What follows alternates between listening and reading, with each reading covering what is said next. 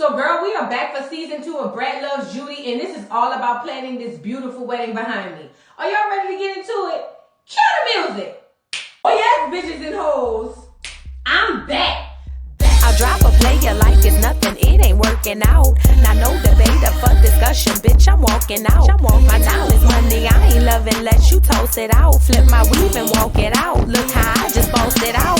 Now come on baby, why you bugging, we can't talk it out. I keeps it moving, I ain't tripping, lost another spouse. I'm just a boss, it's in my blood, no I won't scream or shout. Grabbing my keys. Cause oh yes, bitches and hoes, I'm back. Back with another video. We here to discuss Brat Loves Judy, Season 2, Episode 1. I don't know if y'all saw the first season. The first season was really about them going through their growing pains and dating and all that stuff, and it ended up being them engaged, right? So now we're in Season 2, and we're going back to the ills of what it took for them to get down to the altar, girl.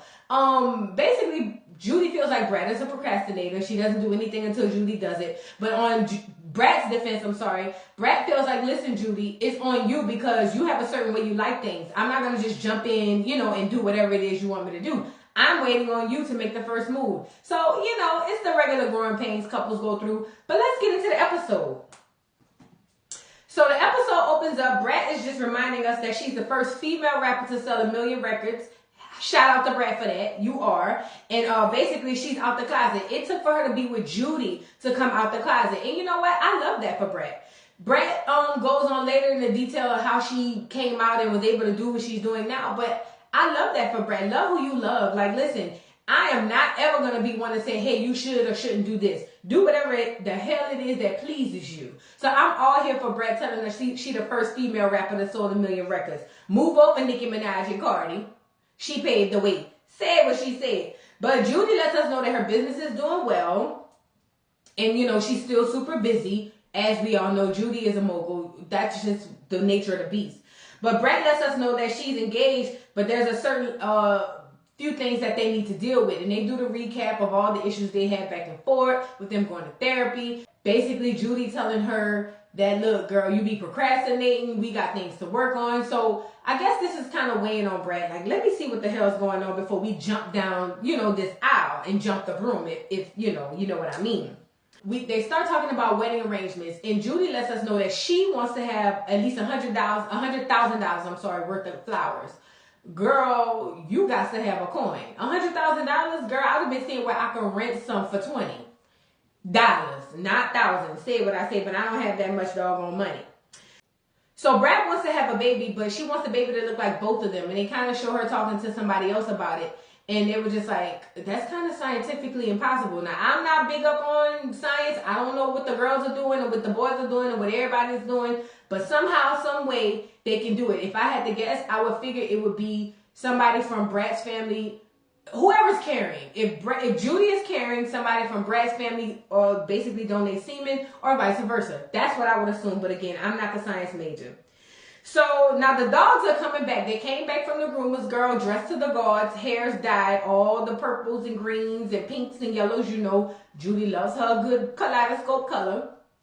And Judy and Brat are super excited to get their babies back.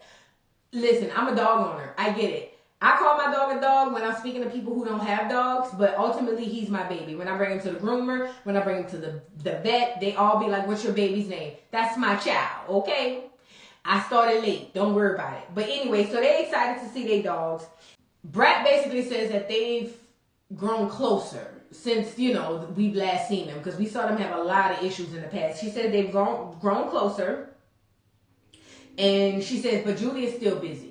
Judy still got 15 phone calls to make, and she basically got to pencil her in to get on the schedule. Girl, look, that's a lot. But again, that's what you deal with when you're dealing with moguls. That goes for women who are dating men as well. When you're dealing with men who are super successful, that's the nature of the beast. Like, these people don't have time to be laid up with you all day. And I think that's what Brat is kind of figuring out. And at the end of the day, Brat has her own thing going. She's got her music, she got all her other stuff, but she's not as busy as Judy. So I think that's just one thing she wanted to point out to us. So they start to discuss the theme and the budget. As you all know, if you know anything about Judy, Judy likes royalty, you know, Queen, Princess Diana, Queen Elizabeth type of vibes, right? But the problem is this is going to infringe upon the budget that Brat wants to have. Brat said, look, girl, we can spend $300K because we got a lot going on. We spending a lot of money. We redoing the house. We got the wedding. I got my album. Let's just do about $300K. But the way Judy mind works is, it's like, girl, I want $1 million wedding without having to spend $1 million. But the gag is, like Brat said, girl, ain't no such thing as $1 million wedding for you. $1 million wedding under $1 million is like $750K. It is. It really is. Brat says she knows that Judy is extra, and that's just the way her vibe is and her swag. Ain't nothing wrong with it. So they flash back to them doing the proposal, and Judy basically providing 3 rings for Brat to pick, and ultimately Brat kept all 3. They were all custom, so I kind of figured, I was like, I don't know if she's going to be able to give them back or how that works. Again, I ain't got no money, so I can't say. But basically, Brat just feels like, listen, girl, you be having a lot going on and you are super over the top. So yeah, we need to keep this budget under the $300K that I'm saying, because it's just a lot going on. And I know how you is with your money. Judy's not sold on it though. Judy is like, girl, I want what I want. I've worked too hard to get where I'm at. I'm going to get what I want. You should. I don't have an issue with that, but don't break the bank now. I don't think you are, by no means. But please, Judy, don't break the bank. Kind of like, you know, divvy it out a little bit. Don't spend it all on the wedding for everybody else to come eat, drink, and have a good time. Listen, that was one of the things I learned. I went down there to the Justice of the Peace when I got married. Ain't cost me but $50. I used to be one of the women who wanted the big wedding with the horse and carriage and all the people and all that stuff. But when I started growing up and realizing I could put that money on other things such as houses, cars, investments, real estate, all that stuff, I realized that shit ain't for me. Anyway, we move to the next scene. Brat is in the studio and she's working on her new album. So Brat's got a new album coming out. I'm hoping that it comes out while the season is on. That would make the best sense. But she's working on her album. She finishes her take and the producers basically ask her how she's been and what's been up. Brat was like, girl, look, I've been busy. Judy been busy. Like, we've been doing a whole bunch. And then she asked them, how they've been doing. And they said, girl, look, we just been working on beats, trying to get this stuff going. And Brat lets us know that one of the producers, I didn't get his name, but it's one that she's worked with for a long time. Like, she's worked on other albums with him, and she basically adores him. So that's a good vibe, because you need chemistry and communication when you're dealing with any type of project. So I think that's cool. Brat decides to give Judy a call to let her know, you know, look, girl, I miss you, I love you, and I'm on my way home. And, you know, they have that little mushy moment. And Brat just basically says, this is what my day consists of. Me doing music and making sure Beautiful, because that's what they call each other, is okay. I love that for them. I think that's super romantic. Brat lets us also know that she's giving Judy a surprise birthday party. Now, this surprise party is everybody's got to dress like Judy. You got to pick a picture, because she takes multiple pictures. Pick a photo and have a theme of you dressing like whatever the photo is. I think that was cute. I didn't see that online. Maybe I missed it or something, but if it did happen, I need to go back and look that up. But anyway, the producer asked Brat, will they get the album done prior to the wedding? And Brat was like, oh, I don't know about that. The whole thing done, we can get some stuff done on it, but I'm like booked and busy, girl. Like, I got a lot going on. So the producer's like, you know, I understand that. He was like, I don't want to overwork you, but, you know, we got a lot going on. You have a lot on your plate. And she really does. So they start discussing her TikTok, and Brat lets us know that she wants to have a rock, I guess, band doing something. I don't know if it's in relation to music or whatever it is, but she wants this rock band to basically be behind her as she do her thing. And she also tells us that she's not a one-trick pony. Girl has multifaceted ways. Like, she don't just do hip hop. She don't just do R&B. She do a lot of things. And it brings us to her saying that she wants to have this album called Best of Both Girls. And this is basically based on her having to be one way with her mom and her grandmother, going to church.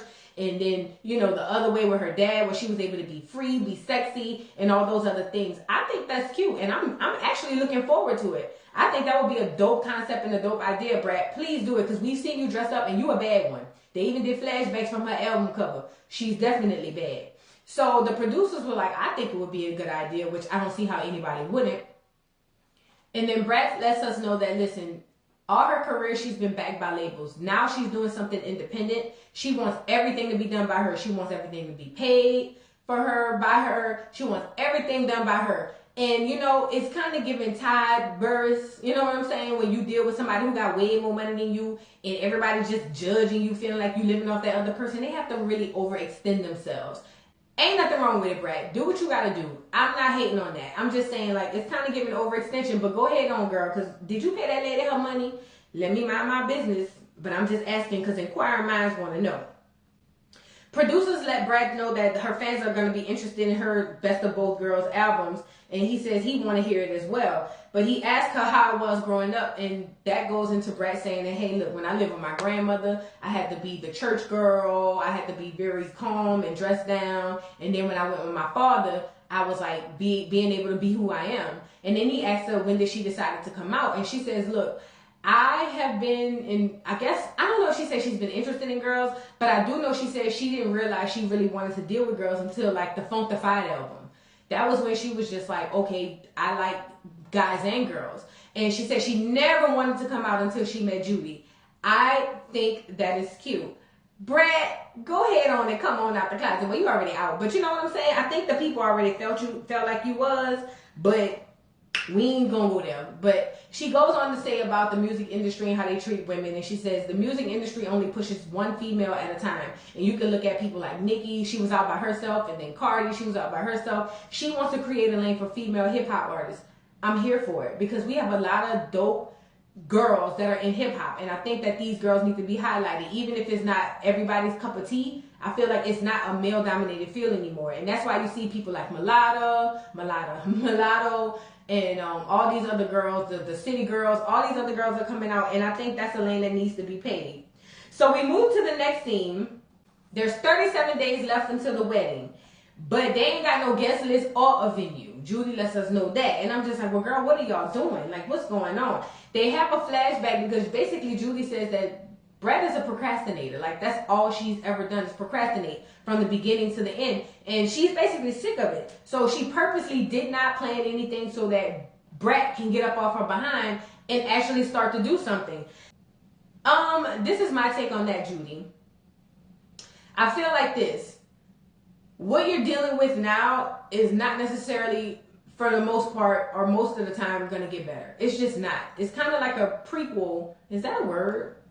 Yeah, it's kind of like a prequel of what you're going to deal with during the marriage. If Brat was a procrastinator before you met her, and even while you're with her, that's probably going to be the vibe when y'all get married. It's just what it is. But at the end of the day, when you love somebody, you put up with certain things because Judy really loves her. But I think that her and Brat, if they have a thing and a connection that's so strong, I'm here for it, girl. Always here for it. And you didn't invite me to the wedding, but I ain't going to say nothing. We're going to leave that back.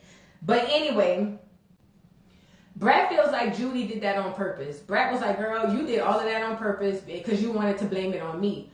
But Judy was like, listen, I never said anything to you or brought it up because I didn't want to feel like it was forced. Not that I can force you necessarily, but I feel like if I had said something, it would have been me basically pushing you to do something that you weren't interested in doing. Judy's whole take on this is that, listen, I was the one who proposed. I initiated the stuff. You can't just show up and then be like, okay, I'm good. You know, like most grooms do. Like, it's a collective effort, girl. I need you to take initiative, start ordering stuff, making plans. But on the flip side, I get Brat's, take on it. Because Brat's like, girl, you acting like you just a regular girl and I can just do what I want and you're going to be okay with it. You have a very particular taste. So Brat, honestly, in my opinion, Brat feels like, listen, she's never had to take initiative, so why now? That's something I think y'all need to go back to counseling about because I know y'all went back to it before or y'all went to counseling before about it. I think that's something y'all need to have counseling about because y'all need to find a way to work together and not just everything is on you when it comes to certain things. And I'm not saying everything, but just when it comes to certain things. That's just my opinion. We move to the next scene. Judy is on her set for the Kaleidoscope photo shoot. So now she's got this Kaleidoscope photo shoot. And this is big. This is major. She got Walmart on board, all these big companies that are distributing her product, and she's super, super nervous. She wants everything to go off with a hitch. Without a hitch, I'm sorry. And I get that. She wants to introduce her audience to the new product and basically show them how to use it and what is what. The problem is Judy and her assistant Nira, that's the one we met from last season, they're in there talking, and she asked her, is everything on track, like with the wedding and all this stuff? And Judy lets Nira know, girl, look, she's still procrastinating. Same old, nothing changed. But Nira's basically like, listen, you knew what you were signing up for. Maybe you need to start taking the initiative, and doing certain things. But Judy's like, girl, look, I purposely didn't do certain things because I didn't want to have to do that. Like, why would I, you know what I mean? Like, I want her to be involved. And I get that. Nira asked her, did she say something to Brat or basically speak up about it? And she goes, no. But Judy doesn't want to feel like she's carrying the whole thing. This is my take on it, and it's not just for them, just for any couples. You can't go into a union, such as a marriage, and try to change everything up at the last minute. Those are things that you got to get taken care of prior to that union. So with that being said, like, if her procrastinating was an issue, I think that was something y'all should have tackled before and took care of. But now it's the wedding. Like, what are you going to do? Not get married because she's not doing what you want her to do? It's got to make a little sense if it makes sense. Nira tells Judy, listen, girl, there are no bad endings, only bad beginnings. That's code word for you need to get this stuff taken care of now or it's going to be worse later. That's what I took from it. And that was kind of the best advice she could have given her at the time, because at the end of the day, Judy, you know you have issues. As people, we have to stop just jumping into marriage without fixing our issues prior. It just creates more issues down the line. That's all it is. Like Nira said, there's no bad endings, only bad beginnings. Meaning you can catch that stuff at the beginning if you deal with it then, not at the end, if it makes sense. Brat is in awe that Judy is over there bossing it out. Listen, Brat loves to see that Judy is a boss. She's making moves. She's telling people what to do. Like, that's kind of her attraction to Judy. But the problem is, when Judy opens up the product ain't right. The gel looked like grease. Judy asking if they put grease in the gel. It ain't supposed to be white. It's supposed to be clear. What the hell is going on? So now Judy is freaking out because she's already got product that's already shipped out. And not to mention, if it's bad product, now you got to pull all of it back. Like, that's a big inconvenience to Judy. So Judy is freaking out. Judy says that, listen, I already talked to the company. We sat down with all the products that we wanted, picked out what we wanted, and showed them exactly how we wanted it to be. So the fact that this stuff is all jacked up, she has an issue with that. I don't blame you. But she says now she'll have to push back the drop date and the release date, which can cost her a lot of time and a lot of money because basically the company screwed her over. Listen, I get owning a business is a lot. I don't own one, but girl, listen, that's a headache. I would be pulling my wig off, literally. I don't think I could deal with it. Judy, you have better, patience than I do. And maybe you don't. Maybe it's getting to you just like it would get to me, but you showing good restraint on the show, girl. So as all this is happening, I guess Brad sees that Judy is under distress, and she goes get her this huge bouquet of red flowers. This makes Judy just like so gushy because she feels like, one thing about Brat, her love language is act of service, and she knows how to just be there and surprise me with a whole bunch of stuff when I need it, like when things are going bad for me. And they do a flashback of her surprising her with the warehouse, with the dinner at the skating rink at Cascades, with a whole bunch of other stuff. That is her love language to Judy. I mean, you know what? Somebody who has everything, I feel like that would be their love language. Why wouldn't it? Like, I already have everything, so, I mean, you surprising me with the little things are probably going to be what gets me to be like, oh my God, this is so amazing. So I completely get that. Judy feels like the love language is great, but Brat feels like it's gotten better. I understand. So now we move to the next scene. Judy is holding a meeting with her team. They talking about the mishaps and all the bad product and all that stuff that came out of this warehouse. So Nira asked her basically, so girl, what are we going to do? Are we still on track? Like, is everything going to be okay? And how can we avoid it?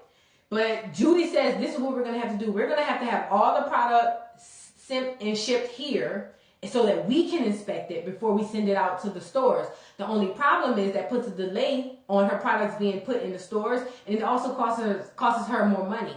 So Judy is just fed up at this point. Judy was like, girl, look, let's just scrap this company altogether. Let's fulfill this order. We got to find a new company, which is another headache. This is why you have teams. Because, girl, if I had to do this all on my own, I would literally be freaking out. But she says that's going to cost her about $50,000 worth of product that's going to be late. Oh, Lord.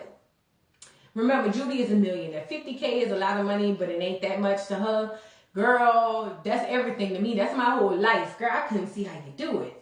But Her assistant asked her about the wedding stuff, and she was just like, girl, look, we still working on that. And then she also asked her if they still on for New Orleans. So Judy is scheduled to appear, in the New Orleans Side Steppers. That is a very huge second line organization. You people outside of New Orleans will call it a parade. I get it. I said you people, but you don't understand the culture unless you're in it. It is what it is. But they're scheduled for Judy to be the queen and Brat to be the she king, I believe is what she said. And they cannot back out on that because this is like one of the biggest events. Listen, the Sidewalk Steppers have been doing this for at least 28 years in 2022. It's a big deal. Everybody show up for the Sidewalk Steppers. If y'all haven't seen them, I'm pretty sure, no, I know for a fact she has footage on her social media of them being at the Sidewalk Steppers and all that stuff. And we'll get to see a little bit of it next episode. But it's a big deal and Judy can't back out on that. But the girls are just like, listen, girl, I feel like you bit off more than you can chew. And Judy was like, I get it, but I can't back out on this. So shout out to Judy because she can't let her city down. People from New Orleans know one thing, we ain't gonna never let the city down. They could get on our nerves, they could drive us crazy. Ain't gonna never let the city down. But I'm feeling Judy for that. And you know, I saw them online. I didn't get to be there for the parade, but it was a beautiful thing. So we move to the next scene. Judy is documenting herself or doing a self-documentary or whatever. And she basically is like, oh my God, we need to go down here and check on Brat. Because Brat is down there in the studio. So she surprises Brat and goes down in the studio. And Brat was like, girl, what are you doing in here? Like, I'm working. Listen, one thing about a person that does art, any type of art, and that are great at their craft, they don't like surprises and they don't like to be bombarded. So when Judy comes down there with the camera, Brat was like, girl, I love you. Give me a kiss. But what you doing down here? And Judy was like, oh, I just wanted to come see you and tell you I love you, I miss you. And she was like, oh, that's so sweet, baby. But Brat politely walks her up out of the studio. I don't blame her for that. Because at the end of the day, like, you interrupted my creativity, girl. I'm going to need you to go lay down. Go lay. But Judy walks out and then realized she left her phone. And she comes back in and Brat was like, what are you doing in here? And she was like, oh, I left my phone. And then Brat notices the phone was on record. Brat doesn't like being recorded, I guess, without her consent. She's just not really big on all the recordings and all that stuff. But we all know Judy. Judy loves being documented and she loves being in front of stuff.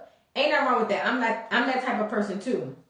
So we move to the next scene. Judy is down there trying on dresses, child. She's going to try on dresses. She got all her friends, her assistants. Tokyo even arrives. Tokyo is her best friend, if everybody knows that. Tokyo, Super, and Judy are best friends. If y'all don't know Super Scent, follow her on Instagram. She's a cool girl. She's the owner of Crayon Case. And I know a lot of people who are into makeup knows about Super and her story. Super is one of those girls who made it really, really big off of her own product and basically like kind of like broke her bank. I don't want to say the internet, but broke her bank by making like $1 million in like an hour. Don't quote me, but you can do the research yourself. So all three of those are best friends, but Super's not there. Tokyo is. So they sitting down there. Judy is really nervous because she feels like she's never tried on a wedding dress before. The girls are basically saying, well, girl, is she going to get this? Is she going to get that? Tokyo was like, I ain't letting her do no ghetto shit. And you know what, Tokyo? I'm with you. Don't let her do no ghetto stuff. And then ultimately, Judy has the taste of kind of like royalty. I don't think she'll do something ghetto anyway. So when Judy walks in, she's happy to see all her friends. And they basically ask her how she's doing and if she's getting cold feet. And she was just like, no, I'm not getting cold feet. I mean, it's cold outside, but I'm not getting cold feet. Judy knows what she wants, as you can see. You have to have that type of visionary to have this type of success in anything. Judy already knows what she wants. So cold feet is probably the least of her worries. Judy lets them know that she wants to feel like a queen. Like, I want to feel like a queen or a princess. Royalty is the theme. That's what I'm going for. And the girls are all here for it. So the consultant brings out a bunch of dresses for Judy to try on. But the issue is they only got like less than a month and some days to get this dress. And me being a prior wedding consultant, I know that, listen, yeah, you can call yourself trying to buy a dress in 30 plus days. It's going to be hard. It's going to be horrible and hard. And you're going to probably have to pick off the rack. Unless you got money like Judy and you can get somebody to go ahead on and custom made it. Because I ain't going to lie. When she walked in there to try on dresses, in my mind, I was like, this got to be for the scene. I don't see Judy as an off the rack kind of girl. That's just not the vibes I get from Judy. But I guess for the show, we're going to go off the rack. So she's in there and the consultant brings out a bunch of dresses and Judy's not feeling none of them. So the consultant brings out the most expensive dress that they had in their archive, and Judy was like, if that's the highest and the best, I'm kind of screwed. Judy really not feeling none of these dresses. And ultimately, like, I feel like even if she didn't tell Brat, she's already planned all that and got all that taken care of. That's just my opinion, because Judy doesn't seem like a last minute type of person. I know she's trying to prove a point to Brat and say, hey, if you don't do this, this is what's going to happen. But I don't see her just letting the date go by because she's trying to prove a point. That's just not the vibe I get from her. So now her friends are asking her if she has enough time for what she wants, and she says no. And she tells them Brat is still procrastinating, as she always is. So Judy says that she didn't want to plan anything and take the initiative because she always does. And she, look, I'm the one to propose. Why do I have to do everything? But Letitia, I guess that's her name, her warehouse manager is like, girl, now listen, you know who you about to marry. You know that you are going to have to take the initiative, because if not, she's just not going to do it. And that bothers Judy, because she was just like, I get it, but I don't want to plan a wedding alone. I want it to be a collective thing. Like, I want both of us to plan this wedding. But like Letitia said, girl, you're going to have to step in. At the end of the day, if you want this date that you and her agreed on, you're going to have to step in. So Tokyo asked, could the date be adjusted a little? And Judy was like, well, no, she's got this tattoo. So Judy was like, well, put a 1 in front of the 2 and make it 12, 22, 22. And they had to explain to Tokyo that, you know, that date is very significant. So Judy feels like, listen, I don't want to have to do everything. I really don't. Like, I want her to take initiative so we can make the 2/22 date. 2/22/22, I guess what it was. And that was a theme last season, like the whole 2/22/22. If you've seen any of my other videos from last season, please go watch it. You'll understand what I'm talking about. So Letitia was just like, girl, look, at the end of the day, it's probably going to be like this forever. So if you not going to take the initiative, y'all ain't going to make the date fat. So now Judy is all nervous and worried. We move to the next scene. It's 31 days before the wedding. Now, we 6 days after the 37 from the beginning. 31 days before the wedding, and Brat has scheduled for them to do cake testing. Cake taste testing. Is that what it is? Yeah, cake taste testing. But the issue is, Judy was like, girl, we on a diet. Like, cake testing? And listen, I don't really do a lot of desserts, but when you talk about going into a baker, sign me up. I will be testing all of the cakes. I love me some cake. Not every day, but in that type of setting, especially wedding cake. Oh my God, I would eat it up. It turns out the baker that they're going to is a black woman. So it's a black-owned baker, and I'm here for it. I support black businesses. I love that Judy is taking her business to somebody black. It is in the city of Atlanta. There are a multitude of black people owning businesses. Listen, even where I live, I found a black-owned baker for my daughter's birthday and went and got cupcakes, you know, made special for her. I love it. I love that she's supporting our people. That's great for her. So they're sitting there waiting on the lady to come out, because the lady's going to the back to get the samples, because she's going to let them try 7 different types. Ooh, Lord, I wish I was there. And we find out that basically none of them has created this guest list, nor have a venue for that matter. So at 31 days prior to the wedding, this sounds like a headache. Listen, I've never had a wedding, but I've been a wedding coordinator. 31 days, you might as well jump the broom in a white sweatsuit, girl. And even that might be hard to find at 31 days. Oh, Lord, I don't see how y'all do it. But none of them has made up this guest list, and they both kind of like screwed at this moment. But the lady comes back with the 7 types of cake. They try all these cakes. It's so amazing. Brat is so tired and through. Not tired and through, but Brat is so full. Brat drinks up all the water. The lady was like, should I get you some more water? And she was just like, yes, ma'am, I really would like a little bit more water. I love that. Judy basically says they need realistic expectations. And there was a waiting period to get the wedding planning started. And Brat was like, it wasn't that bad. And she was just like, girl, when did I propose to you? And Brat was like, in April. She was like, and what month are we in? And she was like, December. She was just like, you procrastinated literally that whole time. That's the issue. But Brat doesn't feel like that. Brat feels like you just trying to find a way to put it on me. And that's just not fair. I feel like this. I feel like there was a lack of communication there. I feel like Judy could have said something and spoke up and said, hey, girl, look, we need to get this done. Like, what are you doing? But I also understand the flip side of that. Judy's probably tired of that. Like, girl, like, be an adult and kind of like figure your stuff out. But then on the flip side, Brat feels like Judy is just using this as an excuse to put it all on her, because although she procrastinated quotation fingers, hell, we both procrastinated. That's basically how Judy feels. That's basically how Brat feels. Judy basically tells her, look, I don't know if we should even keep the date. So Brat was like, girl, I got this date tattooed on me, on my back. Like, what are you saying? Like, how are we going to not keep the date? We're keeping the date. She was like, what do you want me to do? Like, go and get the date covered? What's the new date? And Judy was just like, I don't know what the new date is, but I mean, I'm just saying, like, the way things are going, it's not really looking good for us. So that makes Brat be like, so girl, why are we even here tasting cakes? Like, if you're so gung-ho that this is not going to work out, why are we here? So now, you know, Judy puts her head down and cowers a little. You know, that's what she does. And then Brat was like, girl, well, look, let me get up, give her a kiss, and was just like, listen, the date of 2/22/22 is going to happen. As we can see, it did. But it's going to happen, girl. Like, I don't care what you say. That's going to take place. I have to deal with it. I got to get off my butt and do what I need to do, and it's going to get done. But that leaves Judy feeling a little bit, you know, sour. Not really sour, but she feels bad about that because she doesn't want to make Brat mad, but she also wants Brat to do what she needs to do. As Brat is leaving, she was just like, I knew you was going to put this on me, but you know what? I'll see you at the altar. Judy gets in her confessional and was like, listen, girl, like, Brat is forever storming off. Is this something I have to look to in a marriage? Yes. Absolutely. Like Nira said, it ain't no bad endings, only bad beginnings. So if she's storming off and have been storming off, girl, get her an umbrella so when she storm off, she won't get wet, girl. That's what you got to look to. But that's the end of the episode. First episode, it's given. Brat and Judy, I love y'all. Y'all are doing a great job. I follow both of y'all on social media. I'm here for everything. Brat loves Judy. Please let me know what y'all think about this week's episode. Don't forget to like, subscribe, hit the notification bell, please. And I will see you all later. Bye.